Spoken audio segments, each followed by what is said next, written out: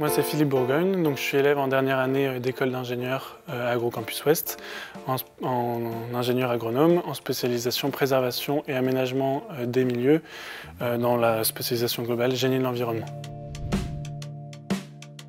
Alors pour arriver jusqu'ici, j'ai fait un bac S et ensuite j'ai continué par un DUT en génie biologique option agronomie à Avignon. Un DUT de 2 ans globalement sur les thématiques de l'agronomie et de l'environnement. Et donc en fait j'ai intégré ce DUT pour passer les concours, à la base les concours d'intégration d'école vétérinaire. Et pour intégrer ces concours-là, il fallait que je fasse un an de prépa à la suite de mon DUT. J'ai passé mes concours à la fin de l'année. J'ai été non admissible pour vétérinaire et pour agronome. J'étais le premier non admissible agronome. J'avais soit la possibilité de redoubler, soit continuer sur un autre cursus. J'ai voulu partir en licence, en 3e année de licence en biologie. Pour pouvoir en fait avoir la possibilité de repasser le concours. J'ai du coup fait une L3 à Angers, en biologie des organismes et des populations. J'ai eu pendant cette année-là à réfléchir assez fortement sur du coup quelle école m'intéressait. Donc c'est là où je me suis renseigné un peu sur toutes les écoles d'agronomie au niveau national. Et assez rapidement, j'ai pu me rendre compte qu'en fait AgroCampus Ouest se détachait un peu des autres de mon point de vue. Pour différentes raisons, c'était notamment l'intérêt d'un semestre à l'étranger en 2e année de 6 mois hors mur. Et donc c'était la seule école qui proposait ça. Et le fait, j'en avais entendu en parler, d'une forte vie étudiante de l'école avec une très bonne ambiance.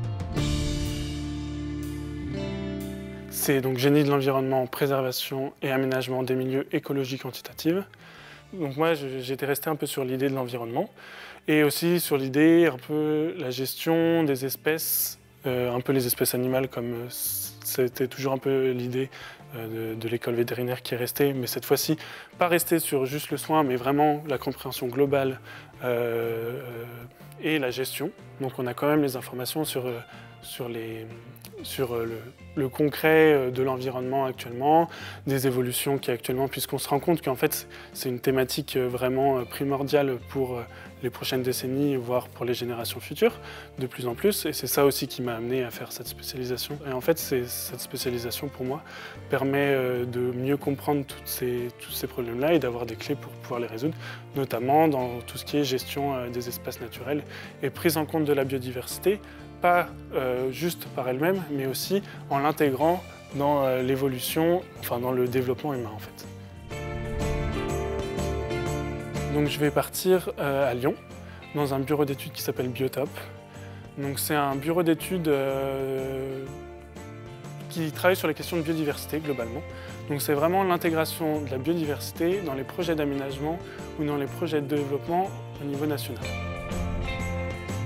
Ma première idée, c'est de continuer, si jamais mon stage me plaît dans ce domaine-là, et continuer en bureau d'études. Donc c'est chef de projet, donc c'est gérer en fait des dossiers d'entreprises qui ont des besoins et avec des experts sur le terrain, essayer de voir ce qu'on peut faire avec les communes ou avec les entreprises pour prendre le mieux en compte la biodiversité. Et ma deuxième idée, c'est de passer les concours d'ingénieur des ponts, des eaux et des forêts. Donc c'est un concours qui est disponible pour tous les étudiants en dernière année d'école d'ingénieur en agronomie. Le corps des ingénieurs des ponts, des eaux et des forêts, en fait, c'est les hauts fonctionnaires de l'État sur les questions globales liées au ministère de l'Agriculture et au ministère de l'Environnement. C'est une autre possibilité pour moi, quelque chose qui m'intéresserait beaucoup, c'est pouvoir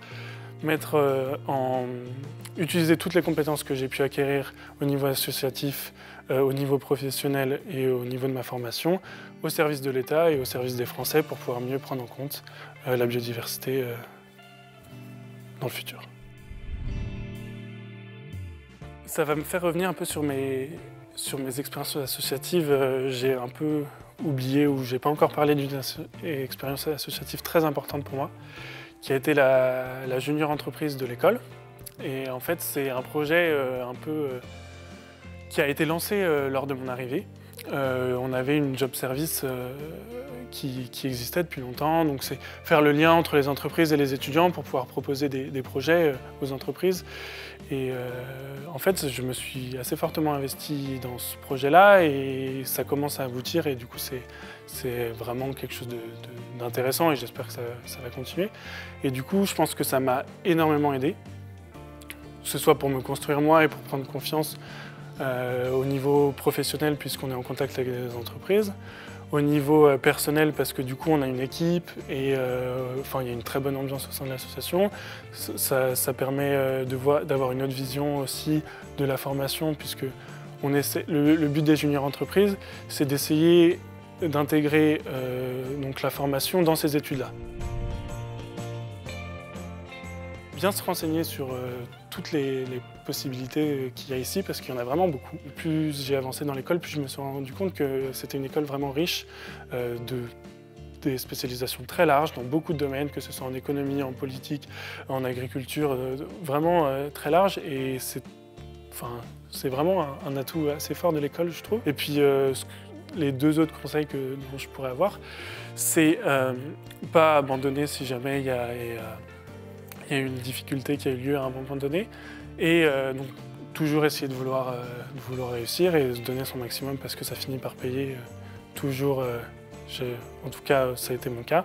Et mon dernier conseil, c'est contacter les étudiants qui y sont actuellement.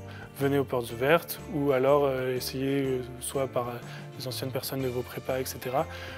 Contactez les étudiants et comme ça vous aurez plus d'informations et je pense que c'est assez intéressant de vraiment voir concrètement ce que c'est l'école et pouvoir en discuter avec des étudiants qui sont passés par là.